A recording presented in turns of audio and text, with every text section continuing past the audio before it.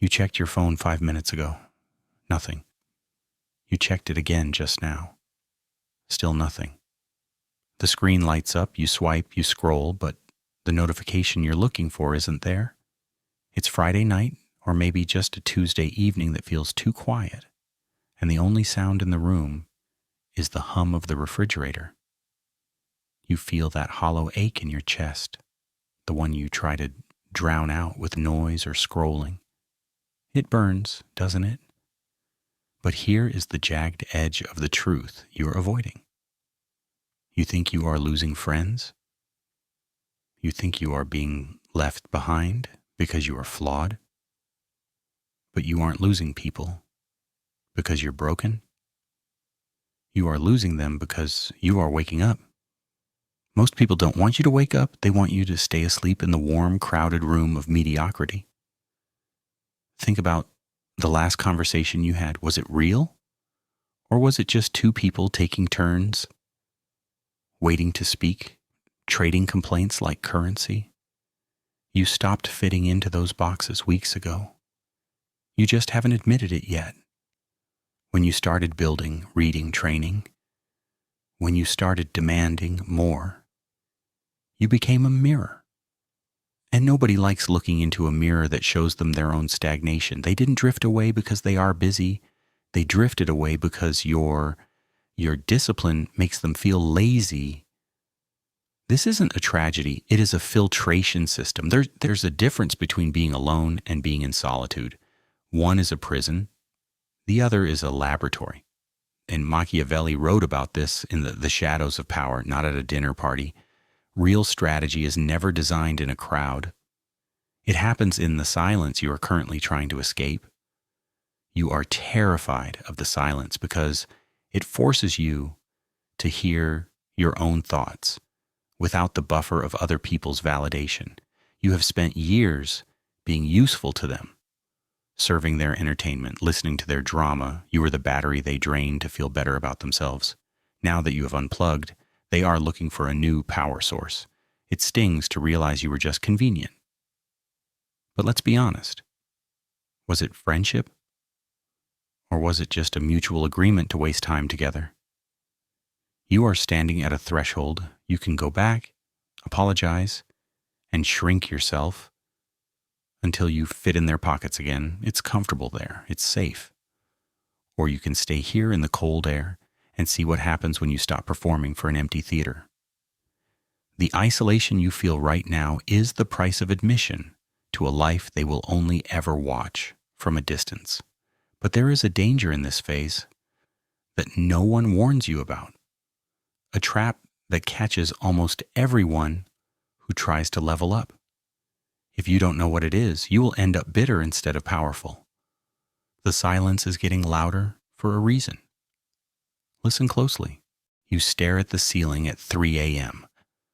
The silence isn't peaceful. It's aggressive. It feels like the room is shrinking because for the first time in years, there is no audience to perform for. You realize that the person you see in the mirror during the day isn't you. It's a costume you stitched together from other people's expectations so you wouldn't be left out. That panic you feel in your chest, that is the sound of the costume ripping. Machiavelli didn't write about solitude to make people depressed. He wrote about it as a weapon. He understood that you cannot sharpen a blade while you are using it to cut butter. You cannot build a heavy core while you are dancing for a crowd. Most people you know are terrified of this. They confuse movement with progress. They have 1,000 contacts in their phone, but they are drowning in plain sight because they are addicted to the noise. You are currently suffering from the opposite problem. You are sobering up. There is a massive difference between being lonely and being sovereign. One is a state of lack, the other is a state of command. A person who needs company to feel whole is a person who can be bought. A person who can sit in an empty room and feel complete is a person who can never be manipulated. And that makes you dangerous to the status quo. Freedom is always terrifying to people who live in cages. Be honest with yourself for a second. Think about the last dinner you went to. How many times did you nod at a joke that wasn't funny? How many times did you swallow your real opinion just to keep the peace? You traded your reality for their comfort. You sold yourself for a crumb of attention. You didn't even notice you were doing it because the transaction was automatic. Now the buyers are gone, and you are going through withdrawal. This emptiness isn't spiritual, it's chemical. Your brain is screaming because it's not getting its cheap dopamine hits from likes and shallow approval. You feel like you are crashing, but you are actually detoxing. The fever has to spike before it breaks. This discomfort is the only evidence that you are actually changing. Solitude strips you down. It doesn't care about your job title or your Instagram bio. It demands to know who you are when the lights are off. You have spent your whole life making decisions based on what the neighbors might think. You picked your career, your hobbies, maybe even your partner out of fear of judgment. Now there is no jury. The courtroom is empty. You finally have the gavel in your hand. But there is a catch. You have to realize that sentencing yourself to freedom is the hardest thing you will ever do. And the trial has barely started. You wake up and put on the costume. You smile when you don't want to. You say yes when you mean no. You have spent years building a life that looks good on paper, but feels like a cage in reality. Admitting this is dangerous because it means accepting that the foundation of your current existence is a lie. But you need to hear this. You think you are surrounded by friends. You aren't. You are surrounded by customers. Machiavelli warned that power attracts parasites, but he forgot to mention that mediocrity attracts them too. As long as you are useful, as long as you offer money, attention, or entertainment, the seats around you will remain full. You are a resource to them, not a person. Try an experiment. Stop paying the bill, stop being the entertainment, stop initiating the texts, watch how fast the room clears out. It is brutal, but it is necessary. This isn't abandonment, it is efficiency. Loneliness is the most aggressive filter you can apply to your life. It flushes out the tourists, so you can see who the residents are. If someone stays when you have nothing to offer, when you're boring, broke, or broken, keep them. But don't be surprised when you look around and see nobody. That empty space is better than the alternative. We are living in the age of the great simulation. You carry a device in your pocket that promises connection but delivers isolation. You look at their edited highlights and compare them to your unedited misery. You are trading your real time for their fake happiness. It is a rigged game. You can be in a crowded room, shoulder to shoulder, with people laughing and feel completely invisible. That is the toxic kind of loneliness. It is the loneliness of the actor who forgot his lines. Genuine solitude is different. It is cold, yes, but it is honest. In the dark, you don't have to suck in your stomach. You don't have to pretend you are having a good time. You stop burning energy to maintain an image for people who don't care anyway. You are finally standing on solid ground, even if you are standing there alone. But there is a specific turning point in this darkness that very few people ever reach, a moment where the silence stops being heavy and starts being fuel. Most people turn back before they find it. You need to know what happens next. You look at the empty chair across the room and it feels like a failure. But you are misreading the map. This isn't the destination, it is the tunnel. Every man you actually respect, every name that survived history, went through this. Da Vinci didn't design the future while partying in a tavern. Buddha didn't find enlightenment at a networking event. They vanished. They went into the cold. They disappeared into the mountains and the studios and the silence. They didn't do it because they were sad. They did it because they were working. You have a choice right now between two types of pain: the pain of rotting or the pain of growing. Most people choose rot because it's easier. They sit in the dark, feeling sorry for themselves, replaying old conversations, wondering why nobody calls. That isn't solitude. That is self-pity. And self-pity is a poison you drink while hoping the other person dies. Machiavelli despised victims for a reason. Fortune doesn't help the sad, it helps the bold. If you are alone, stop crying and start sharpening. Read the books they are too lazy to open. Build the body they are too weak to forge. Create the leverage they are too distracted to understand. Become so interesting, so formidable, that when you finally decide to return to the world, you don't have to announce yourself. They will feel you walk in. This is the great paradox of social dynamics. As long as you chase them, they run. The moment you stop needing them, the moment you become self-sufficient, they will start chasing you, but you're not there yet. You have to pass the final test, and most people fail it within 10 minutes. Put your phone in the other room. Turn off the music. Sit in a chair with nothing but your own thoughts. What happens next will tell you everything you need to know about your future. Do you find clarity and power in the silence? Or do you panic? Do you feel a desperate need to distract yourself because you can't stand the company of your own mind? If you can't sit in a room with yourself, why should anyone else want to? You are locked in a cell with the only person who can save you. The question is, do you even know who he is? You scroll through your contacts, hundreds of names, faces you vaguely recognize from parties you didn't want to be at. Yet, on a Tuesday night, the silence in your apartment is deafening. You are surrounded by people digitally, but you are starving. Here is the hard truth.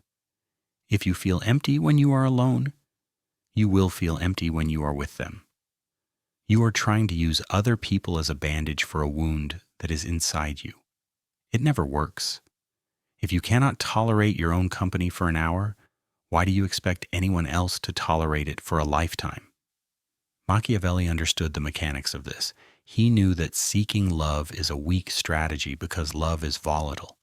It changes with the wind. He aimed for respect. And you don't get respect by nodding your head like a dog in the back of a car. You earn it by being unbreakable, by saying no when everyone else is desperate to say yes. But be careful. There is a consequence to this kind of strength that nobody talks about. When you stop asking for validation, people get scared. They don't know how to handle a human being who doesn't need them. They will label you arrogant, cold, selfish. They will stop inviting you to their dinners because your independence highlights their dependency. At this point, you have a binary choice. You can apologize and crawl back into the warm, suffocating crowd, or you can walk into the desert. The desert is brutal. There is no applause there, no likes, no reassurance. It is just you and your demons, and they will scream at you to turn back. Most people run back to the city gates the moment the sun goes down. They prefer a comfortable cage to a dangerous freedom. They choose the noise because the silence reveals things they are too cowardly to face. But you are still here. You are still reading this. You are building something they cannot comprehend. Society is designed for sheep. It loves people who are predictable. It loves people who need approval like a drug because those people are easy to control. You are becoming the opposite. You are becoming self-sufficient. They will try to guilt you back into the fold. They will say, "You've changed." They will say it like it's an insult. Look them in the eye and agree.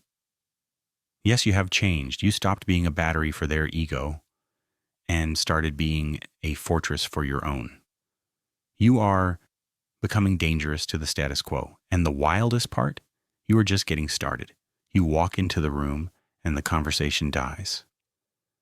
You see it in their eyes. It isn't admiration, it is resentment. Your discipline is an insult to their comfort. Your focus is a spotlight on their wasted time. They don't want you to succeed. They want you to come back down so they can stop feeling guilty about their own stagnation. They will try to drag you back. They will use nostalgia as a weapon. Do not let them. Machiavelli said, "It is better to be feared than loved." But let's update that for right now. It is better to be a ghost than to be a prop in someone else's play. It is better to walk in the dark without a map than to follow a crowd that is walking off a cliff. You have to make a choice between comfort and legacy. You cannot have both. Fast forward 10 years. Look back at this moment. Nobody is going to care how many likes you got on a photo. Nobody is going to remember the weekends you spent numbing your brain in a crowded bar. The only thing that will remain standing is what you built while they were busy being entertained. Did you have the guts to bet on yourself when the odds were zero? Did you stay on the path when the silence was screaming at you to quit? This isolation you are feeling isn't a punishment. It is a blast furnace. It is designed to burn away everything that isn't essential. The excuses melt. The need for applause turns to ash. The only thing left is the steel of who you actually are. If your phone is silent tonight, take it as a compliment. It means you have outpaced the noise. The easy path is paved and well lit and full of people holding hands. It leads nowhere. The path to the peak is narrow, dark, and steep. You have to walk it single file. But the moment you break through the cloud line, the game changes. You stop looking for validation and start seeing reality. You see the masks they glued to their faces. You see the panic behind their smiles. You see the game for what it is. And for the first time, you don't feel the need to play it. You just watch. And that is when the real work begins. You sit back and watch them scramble. You see the panic in their eyes, the desperate need to fit in, the constant checking of phones. You recognize the game because you used to play it. You know exactly what that cage feels like because you just walked out of the door. This isn't arrogance, it is perspective. And perspective is the most expensive thing you can own. Machiavelli didn't write about the fox and the lion to sound poetic. He wrote it as a survival guide for the mind. The fox watches the trap. The lion breaks the neck. He wasn't talking about running a country. He was talking about how not to get eaten alive. Most people you know are incapable of this. They are stuck in one gear. They are either paralyzed observers, watching life happen to them, or they are reactive animals, snapping at everything that moves. They are prey, waiting to be caught. You are currently building the immunity to be neither. In the silence, you are learning to read the room before you even enter it. You are learning to see the strings on the puppets, and at the same time, you are building the capacity to strike when it actually matters. This combination is lethal. It is the specific difference between surviving the winter and running the pack. Surviving is easy. Mediocrity survives every day, but leaving a mark that doesn't wash off in the rain, that requires a different kind of pain. You think the loneliness is hurting you. It feels like you are losing pieces of yourself. You aren't. You are undergoing surgery without anesthesia. You are cutting out the dead tissue. The friends who drained you, the habits that numbed you, the persona you faked to be accepted. It is all being sliced away. It feels like an amputation. It isn't. It is the removal of a tumor. Once the wound heals, you will realize something strange. You are lighter. You move faster. You don't have to carry the dead weight of other people's expectations anymore. Machiavelli didn't write his masterpiece in a golden palace surrounded by admirers. He wrote it in exile. He wrote it when he had been stripped of everything, when the world had turned its back on him. He found his greatest clarity in the dirt. And you are standing in that same dirt right now, but you haven't seen what's buried there yet. Machiavelli wrote the playbook on power while sitting in exile. He wasn't tweeting from a penthouse. He was stripped of his rank, his influence, and his friends. He had nothing. And that is exactly why he could see everything. When you hit zero, the fear of losing evaporates. You become dangerous because you have nothing left to protect. Look at your own history. How many years did you waste holding on to things just because you were terrified of the empty space? You stayed in the job that killed your spirit because it paid the rent. You stayed in the relationship that made you sick because silence felt worse than screaming. You kept friends who drained you because you needed a body in the passenger seat on Friday nights. You built a life on the foundation of, at least I'm not alone, at least it's stable. But now the floor has fallen out, the crutches are gone. You are standing in the wreckage of your own safety net, and you are realizing something that makes your stomach turn. There's nothing stopping you anymore. That is the most terrifying feeling in the world. It is also the only time you are actually free. For the first time, you are not making moves to protect what you have. You are making moves to get what you want. You need to understand the distinction that most people miss until it's too late. Being alone is a location. Feeling alone is a verdict. You know the difference. When you have stood in a crowded bar, surrounded by laughter and smoke, and felt completely invisible. That is isolation. That is the soul starving in the middle of a feast.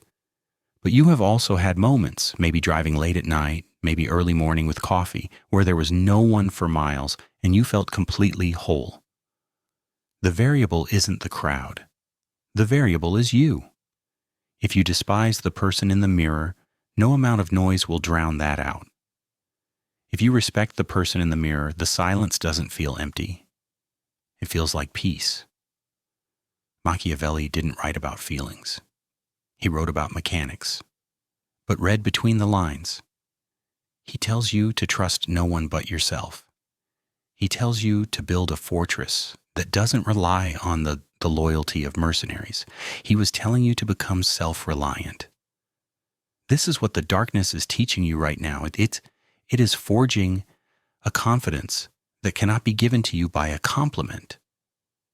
Real confidence isn't walking into a room and thinking everyone likes you. Real confidence is walking into a room and not caring if they don't. It comes from knowing that when the structure collapsed, when the lights went out, when everyone else ran for the exit, you stayed. You didn't abandon yourself. But there is a catch to this newfound strength. It isn't a trophy you put on a shelf and forget. It is a muscle that atrophies the moment you stop using it. And the hardest test is just around the corner.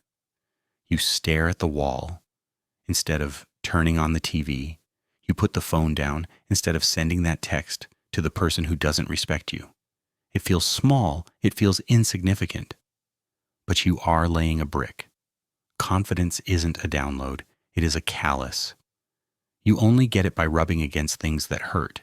You build it on the days you want to quit, not the days you feel like a hero.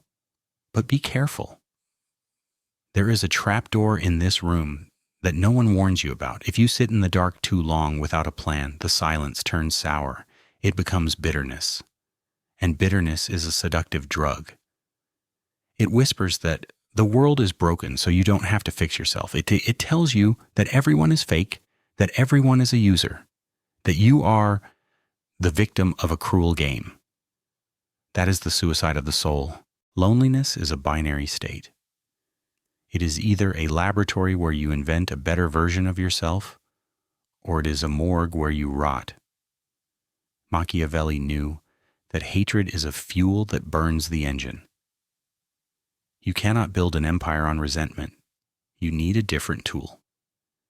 Here is the strategy. It is simple, but it is heavy. You have to swap your resentment for curiosity. When the voice in your head asks, "Why did they leave me?"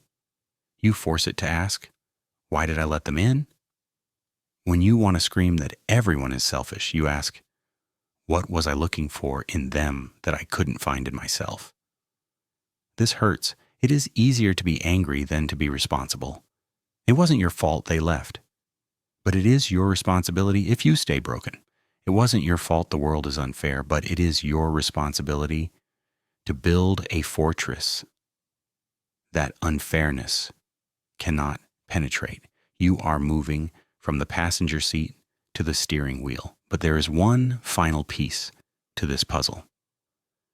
The ultimate lesson of solitude isn't about learning to live without people. It is about something much more dangerous. You are about to find out what that is. You walk back into the noise, but something is different. You don't feel the urge to speak. You don't feel the need to explain yourself. You watch them scramble for attention, and for the first time, you don't want to join them. You have crossed the desert. You survived the silence. And now you are dangerous. You didn't come back to make friends. You came back to select allies. There is a massive difference. You used to be a beggar, grateful for any scrap of attention they threw at you. Now you are the judge. You have standards. You have boundaries that are made of concrete, not glass. And this terrifies them. They liked you better when you were weak. They liked you better when you were hungry for their validation. When you stop acting like a people pleaser, they will say you became cold. Let them. Machiavelli left one final warning for the prince. In times of chaos, the weak look for a savior. The strong look in the mirror. You are currently in the forge.